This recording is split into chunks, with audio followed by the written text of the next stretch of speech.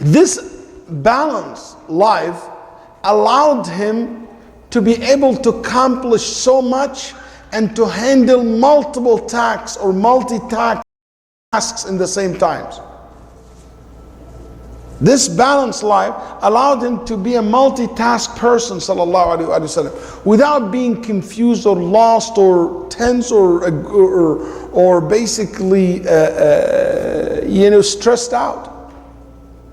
Nabi sallallahu alaihi wasallam has schedule, but also has flexibility, sallallahu alaihi wasallam. Allowed incident to happen and to deal with it. Change to happen in his life, but his life was never a mess, was never unplanned, sallallahu alaihi wasallam. But in the same time, it was not a boring life, as I said. He had time for salah, and that time is undisturbed. He has a time for the family. He has a time for the friends.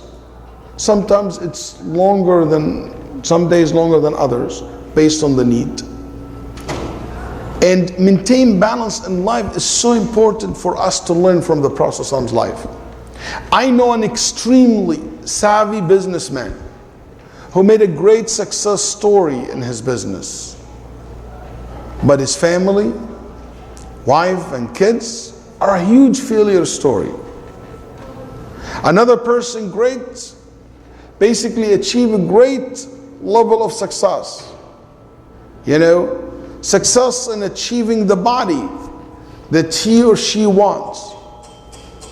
MashaAllah, muscles fit, lose weight, perfect size, maintain that. But they were not able to maintain a good relationship with Allah. In religion, he's very successful, but financially, he is broke and lives of people's sadaqah and support, and families' charity and support. You find community successfully connected with its member, but not in outreaching to the society. You find a good manager, but a very poor leader in a masjid. Someone maintained paying bills on time and everything. Manager, good manager, he managed the masjid very well, but never was able to inspire, was never to lead, to build a legacy. It's failure. That's because people can't balance their life. That's a big struggle in my life.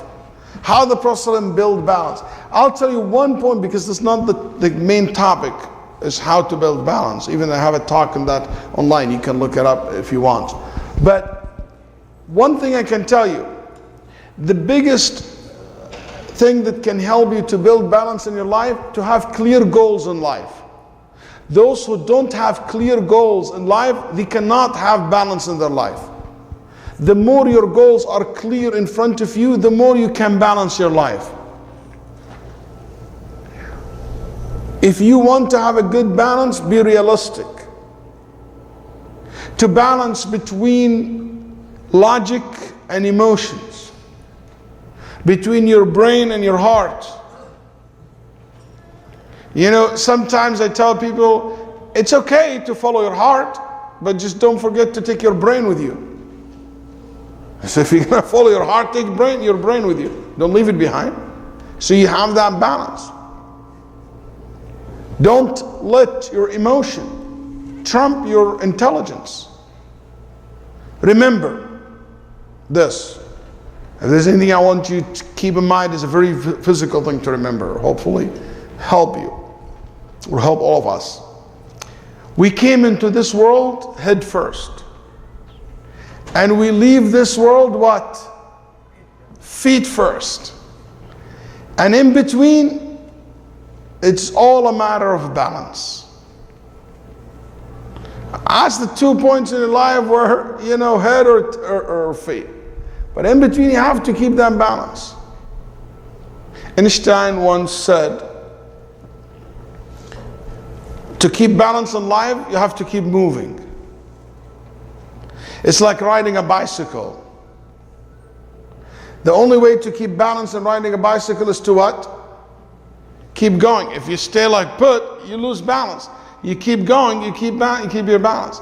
So in life, the same thing. The moment you stop at one point, something happened to you, sickness, you lost job, whatever it is. If you stop and you just, that's it, you lose balance and you fail. But if you keep going and you push forward and you move on to the next life, and that's something amazing. In Nabi Sallallahu Alaihi Wasallam like that. He lost the battle of Uhud. He was injured. His friends killed, injured. They lost the battle. But what the Nabi Sallallahu Alaihi Wasallam did next day in the morning, next day, promise to make it short, move quickly. If you look at the day of the Prophet Sallallahu Alaihi Wasallam, one of the things that really strike me, and I love it about the Prophet Sallallahu Alaihi Wasallam's day and the Prophet's life, simplicity. Leonardo da Vinci once said, simplicity is the ultimate sophistication. You want to master something, make it simple. I remember watching an interview with the CEO or main organizer of the Olympics that took place in Germany. And they said that historically speaking, this is one of the most organized Olympic ever happened in history of that sports events. So I never forget what he said when they asked him, what's the secret of your success? He said, I made things simple. The more you simplify things, the more you can manage your life very well. And you became very successful. The more you complicate things, the more things will fail, become difficult to move on. Look at the Prophet ﷺ, so simple. Ya Ajib, so simple. His life is so, no complicity at all. In the way he talked to people, people talked to him, the way he dressed, the way he talked, the way he eats, the way he deal with people. Nothing ever mutakallif, no kulfa, which it means nothing too formal. He doesn't have that complicity. You're seeing kings and royal etiquettes and talking, and Nabi is so simple. He dressed like people, he eats like people, he joked with people. He's like one of them. He doesn't try to build this barrier between him and people, sallallahu alaihi wasallam. This, he goes with the flow. He's very genuine, sallallahu alaihi wasallam. Very easy to please, very easy to find him smile, sallallahu alaihi wasallam. When he became happy, the Sahaba said, you can see the happiness in his face. When he's angry, you can see the anger in his face. Simple, no mysterious kind of person, so simple. And Nabi Sallallahu Alaihi Wasallam saw someone that he didn't see for a long time, he ran to him, and even there is a scarf on his shoulder, fall off, because he was so happy to see him. There's some people have this, they think that the more you control your emotion and the more you become, no. He will sit down and he will tell Ibn Abbas when he was a kid, and Al-Hasan Hussein from far away, run to me. They run and they jump, and the Nabi Sallallahu Alaihi Wasallam will hold them, then he fall on his back, laughing with them. Sallallahu Alaihi Wasallam. What's so big deal? He walking in the street, sallallahu alaihi wasallam, and he saw a young man skinning a sheep. Then the Nabi sallallahu alaihi wasallam said, I think you need a hand. He saw him struggling with skinning the sheep. And kid, just like that, in the street, he said, I think you need a hand. And Nabi sallallahu alaihi wasallam put his skin on the side, and yushammiru an dhira'i, he basically folded his sleeves, and he said, let me help you skinning your sheep. And he started skinning the sheep with him. Another time he passing by somebody, this person in front of his house was cooking meat. And Nabi Sallallahu Alaihi Wasallam said, that smells good. I bet you anything it tastes good. He said, would you like some? He said, yeah, give me some. No formalities, simple, easy. That's why he was so connected with his companions. He was not connected with them through the words or the rights of him being elder or prophet or whatever. No. He was connected to them because of this simplicity. They felt that their heart connected together. That's why Al-Quran, in one of the qira'at, he says that in Nabi Sallallahu Alaihi Wasallam, abun lahum. He's the father of the believer. Like his wife were mothers of the believers, he is the father of the believers. They felt like they're dealing with a father, with a family member, with somebody that they feel so close to, sallallahu alayhi wa alihi wasallam. With all his busy life.